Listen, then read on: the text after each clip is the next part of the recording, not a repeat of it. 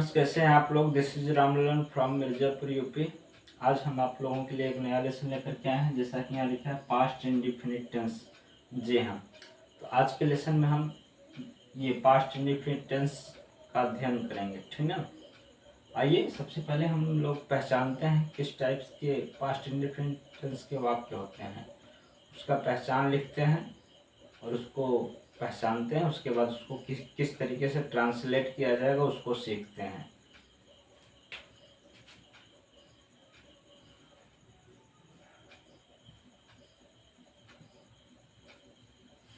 चलिए, यहाँ लिखा है पास्ट इंडेफिनिट टेंस में बीते हुए समय के कार्य या घटना की चर्चा होती है, ठीक ना।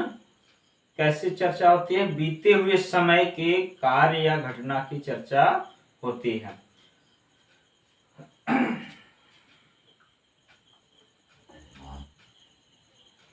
चलिए, और यहाँ क्या लिखा है? वाक्य के अंत में क्रिया के साथ ता, था, ती, थी, ते, थे लगा रहता है, ठीक ना।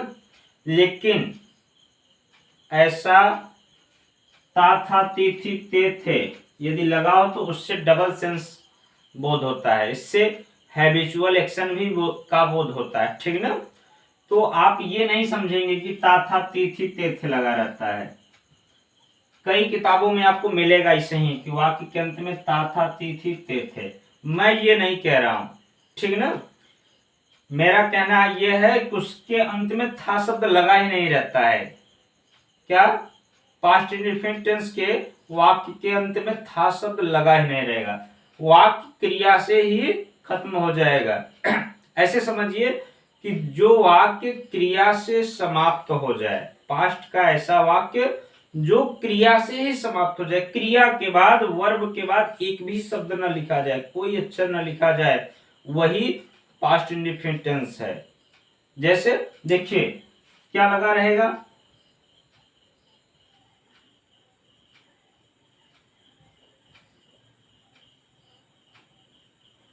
ठीक, यहां लिखा है पढ़ा, लिखा, गया, खाया। यानी इसके बाद आपको कोई एक भी वर्ड या एक भी अक्षर नहीं लिखना है, तुरंत फुल स्टॉप आ जाना चाहिए या क्वेश्चन मार्क्स आ जाए, ठीक है। था शब्द आए ही ना। पास्ट इंडेफिनिट के वाक्य में था शब्द नहीं आना चाहिए। या तो कुछ वाक्य में आते हैं, जैसे ता, था, ती, थी, ते, थे आ जाए तो बात हो सकती है, अन्यथा पास्ट इंडेफिनिट के वाक्य में था शब्द नहीं आता है। और जनरली इस टाइप्स के भी नहीं आते हैं, ता, था, ती, थी, ते, थे, क्योंकि इससे हैबिचुअल एक्शन का भी बोध होता है, ठीक ना। आपको इतना लर्न रखना है कि उसके अंत में था शब्द नहीं रहता है, क्रिया से ही वाक्य का अंत होता है। जैसे कुछ सेंटेंस हम लोग देख लेते हैं।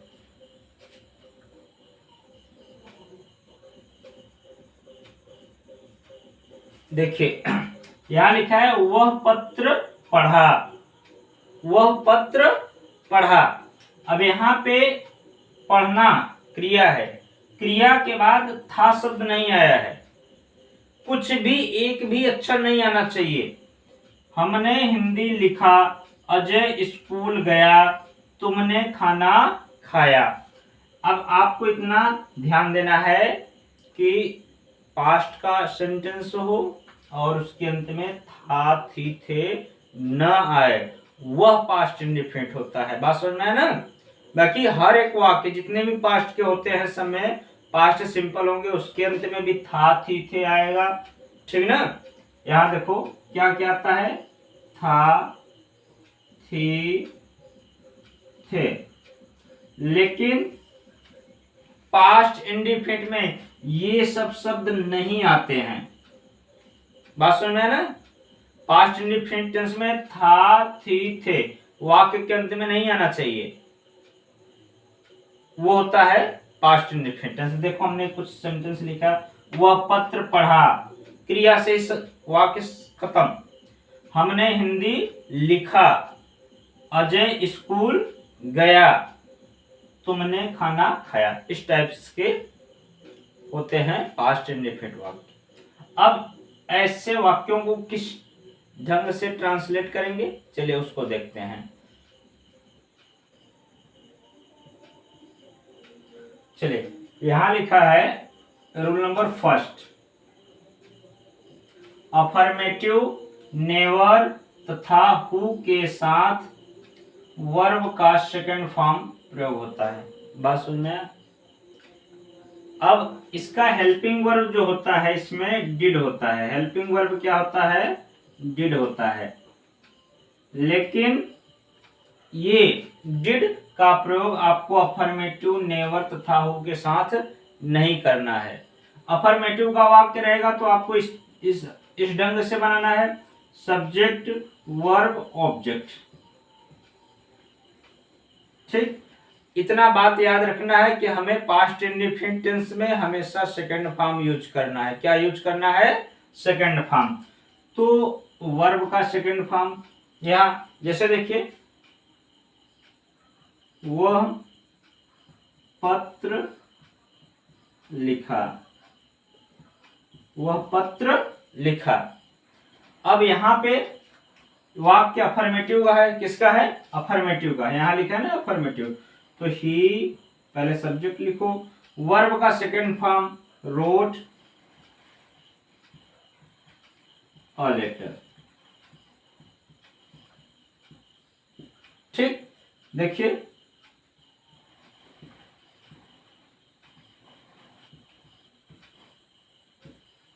चलिए यहां पे लिखा है वह पत्र लिखा, ही रोट अ लेटर। यहाँ पे वर्ब का सेकंड फॉर्म, लड़के स्कूल गए। अब यहाँ वेंट वर्ब का सेकंड फॉर्म, हमने मैच जीता। इसमें भी आपको वर्ब का सेकंड फॉर्म ही लगाना है, वी वोन दी मैच। बात समझ में? क्रम इसी क्रम में होना चाहिए, पहले सब्जेक्ट हो, उसके बाद वर्ब हो, उसके बाद ऑब्जेक्ट हो। क्या होना चाहिए? पहले subject verb object.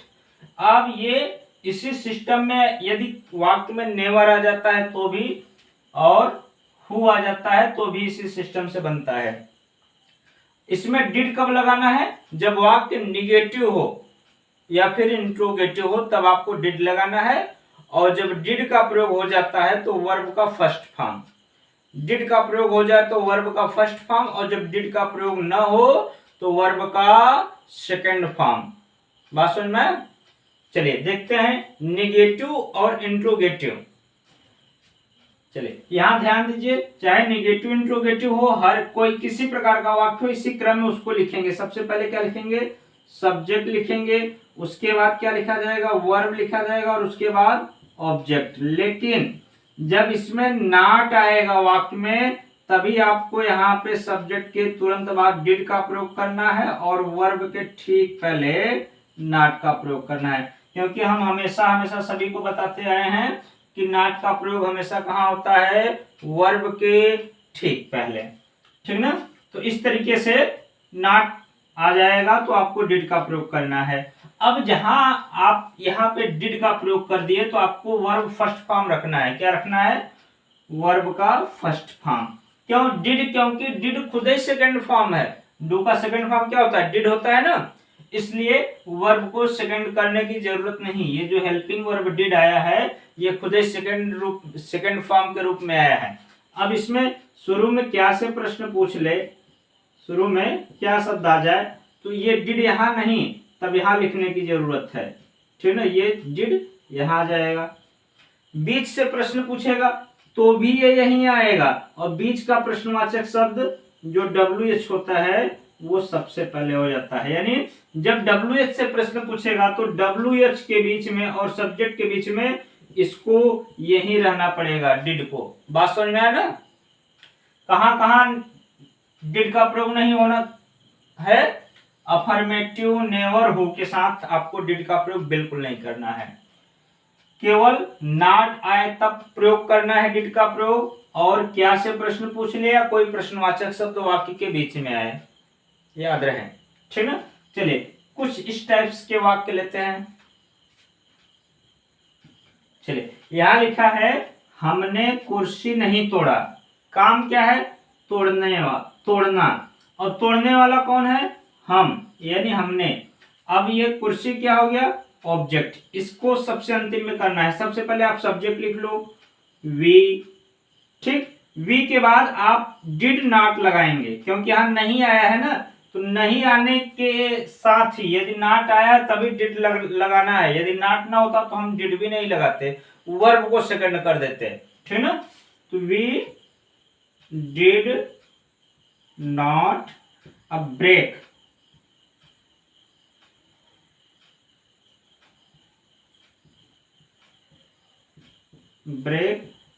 The chair,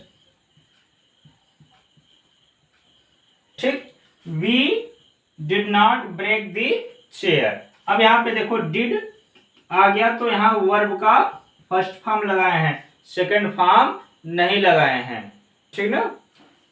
एक और सेंटेंस देखते हैं। यहां लिखा है उसने किताब नहीं पढ़ा। यहां पे देखो नॉट आ गया है तो आपको डिड लगाना है।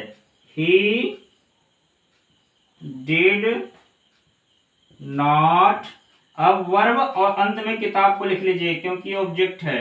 रीड बुक, ठीक। He did not read book.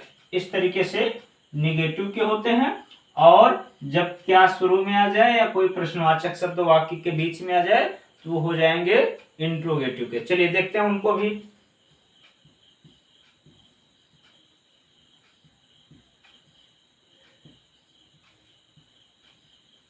यहां लिखा है क्या तुमने दरवाजा खोला। काम क्या है, खोलना।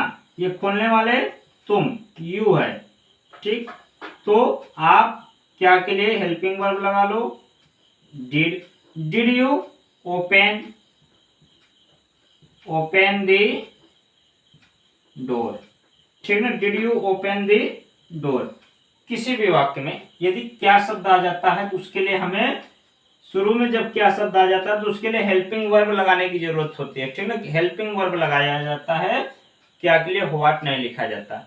हाँ, यदि ये क्या शब्द वाक्य के कहीं बीच में हो, क्या, क्यों, कैसे, कब, तब उसका स्पेलिंग लिखा जाता है, वो भी सबसे पहले, ठीक ना।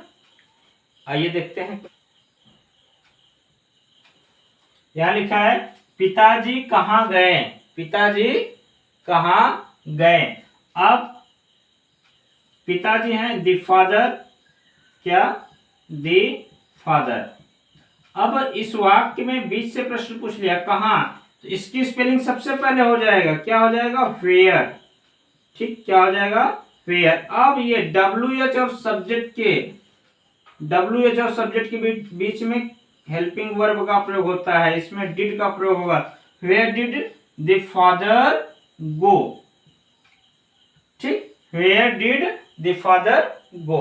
इसी तरीके से कोई भी शब्द कब होता तो वेन लिखा जाता, कैसे होता तो हाउ लिखते हैं, ठीक ना। कोई भी प्रश्नवाचक शब्द हो तो उसका स्पेलिंग सबसे पहले लिखेंगे और सब्जेक्ट के पहले हेल्पिंग वर्ब भी लिखेंगे। बात समझ में आया।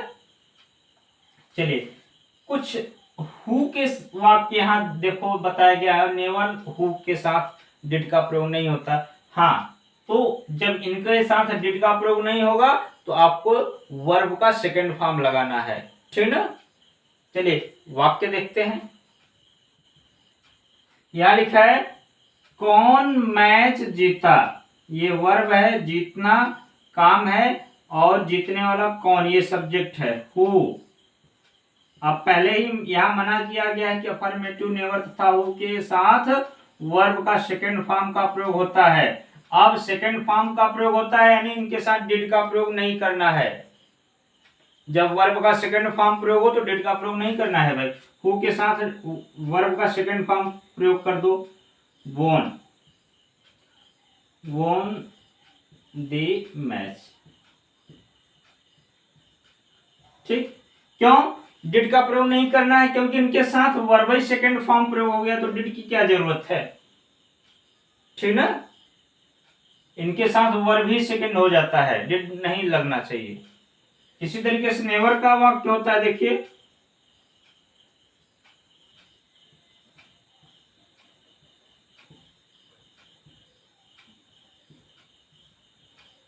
वह स्कूल कभी नहीं गया। जब कभी नहीं आ जाए तो आपको नेवर लिखना है। क्या लिखना है? नेवर लिखना है।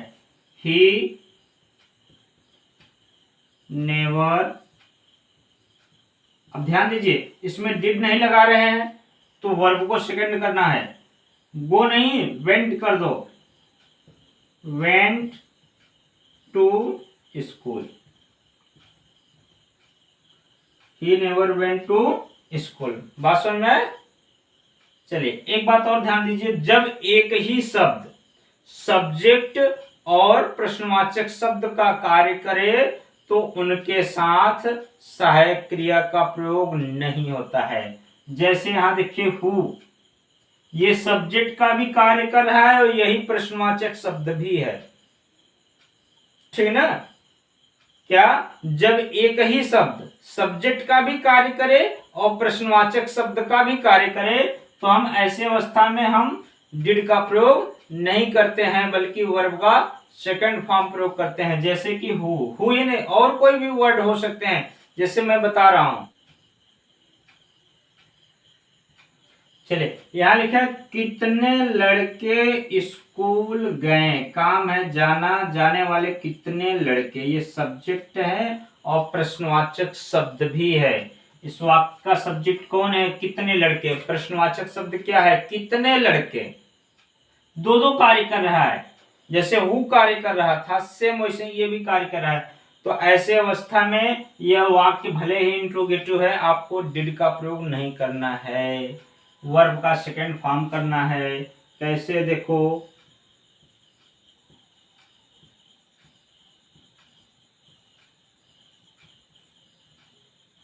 How many boys. अब वर्ब का सेकंड फॉर्म लगा लो, वेंट टू स्कूल। ठीक ना? याद रहेगा क्या? जब एक ही शब्द प्रश्नवाचक शब्द का भी कार्य करे और सब्जेक्ट भी हो वही, तो ऐसे अवस्था में हमको डिड का प्रयोग नहीं करना है। क्या करना है? वर्ब का सेकंड फॉर्म लगाना है। ठीक ना? और अधिक जानकारी के लिए नीचे डिस्क्रिप्शन में मैं ढेर सारे सेंटेंस को ट्रांसलेट करके दे रहा हूं, आप उसको देखिए, वहां से अध्ययन कीजिए। बात समझ में आया ना? चलिए आज का लेसन यहीं पे समाप्त करते हैं।